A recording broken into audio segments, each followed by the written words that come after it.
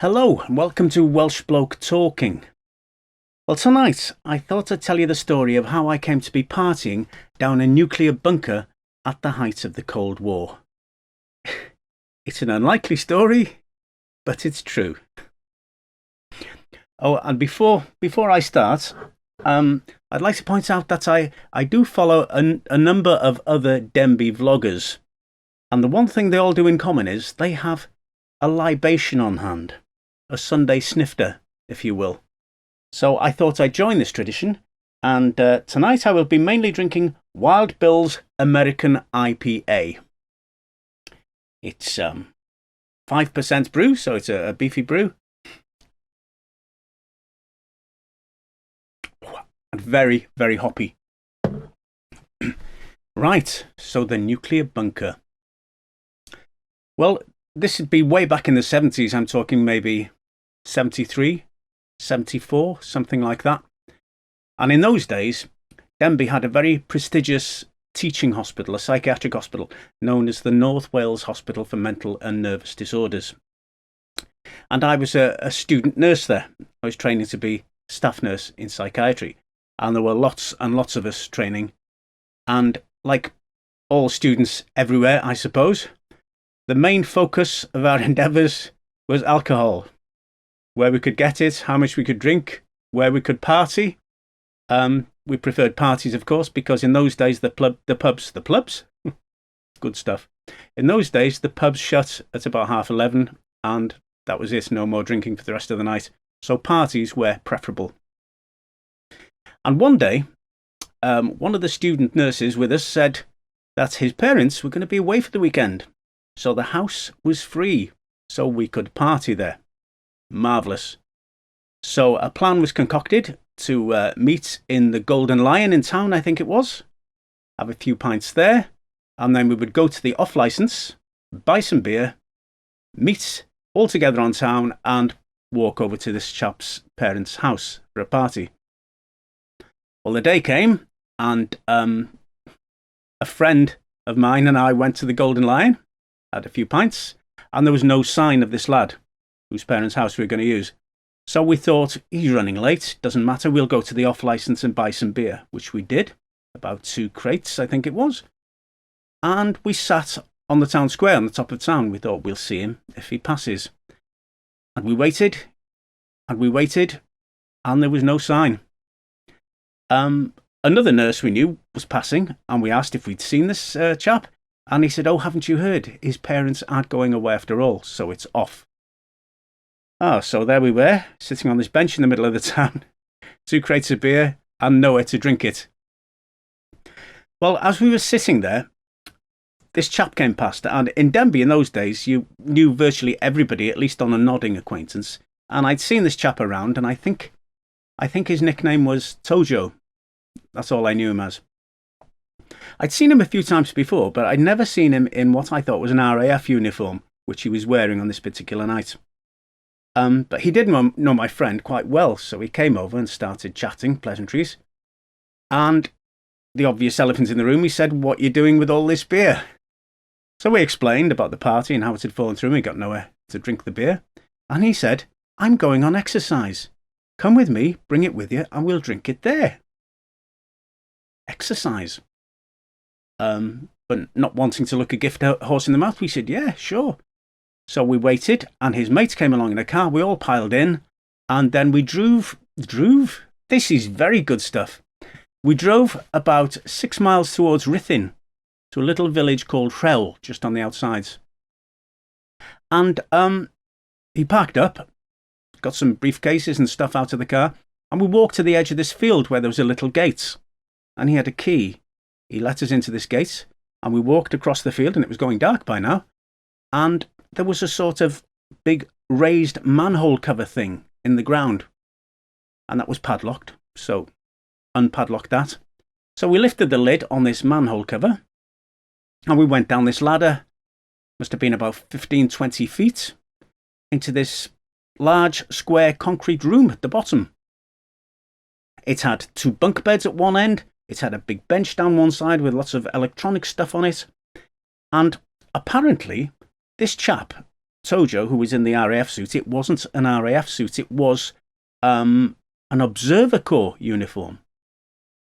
Now apparently the Observer Corps during the war were tasked with observing enemy aircraft, how many there were in a formation, how high they were flying, which direction they were going, estimated speed, and they'd do this with binoculars and various other instruments, and they'd relay this information to the RAF intelligence, and they would send up fighter bombers to bring them down. But of course, after the war, radar took over their role, really, so they were given a new role, and it was to do with the Cold War, and they were to monitor nuclear bombs as they were dropped, believe it or not. So they were put in these bunkers, this one we were in, and their job was to monitor the blasts and the radiation fallout and the strength of the thing, and that was their job. So down this bunker we went, and we were in this room.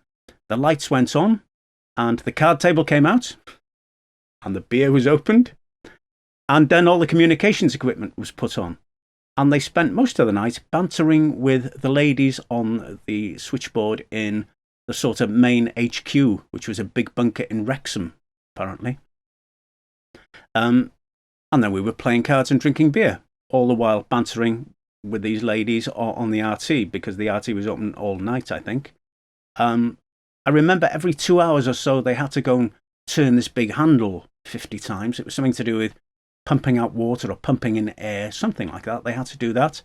And every now and again they had to check a sort of fax thing that told them that a bomb, a pretend bomb, had been dropped on Moyler Park, one of the hills in the Clwydian Range, and it was showing how the radiation was spreading. And they were having to monitor these various instruments and call the stuff through to this place in Wrexham. And also remember at one point, one of the guys, because there was Tojo and another chap there, had to dress up in a sort of spacesuity thing and go outside and tinker with the stuff on the surface. I don't know what he was doing, taking readings or something. And then he came down, discarded the suit, and we carried on playing cards and drinking beer again. And this went on till about 6 o'clock the next morning, when the exercise was called to a halt.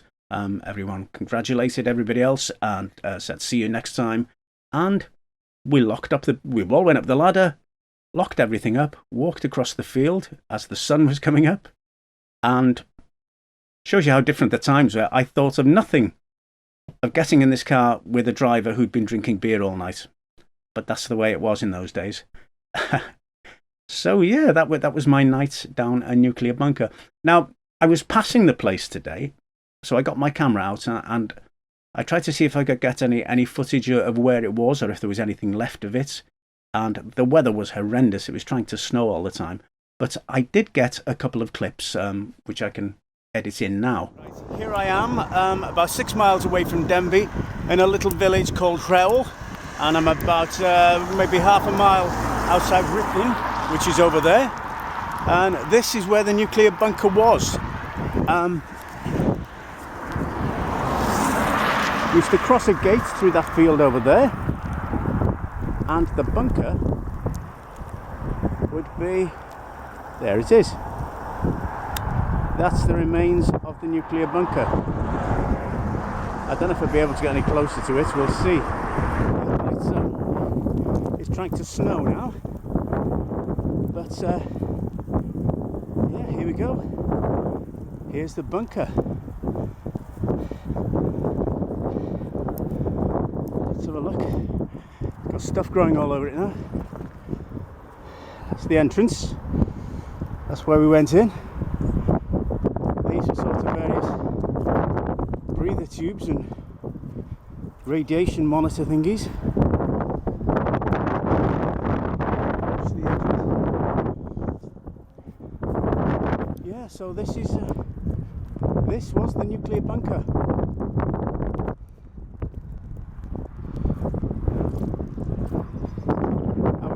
Ladder there, about 12, 15 feet, I suppose.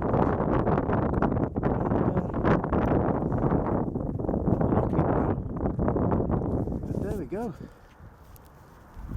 I don't suppose I can see anything through there, can I?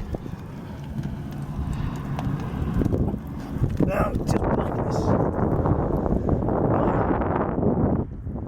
Well, it's trying to rain again, so snow again, I should say. So I'm off back to the car. Yeah, so that's what the bunker looked like on the outside. I've been searching the internet to see if I could find a picture of what the inside looked like, and I came up with this. And this was pretty much as I remember it, the long ladder and the bench with all the electronic stuff on it and the two bunks. And yeah, that was pretty much as it was. So there you go, the true story of how I partied the night away down a nuclear bunker at the height of the Cold War. Hope you enjoyed it. See you next time. Hwyl fawr i chi.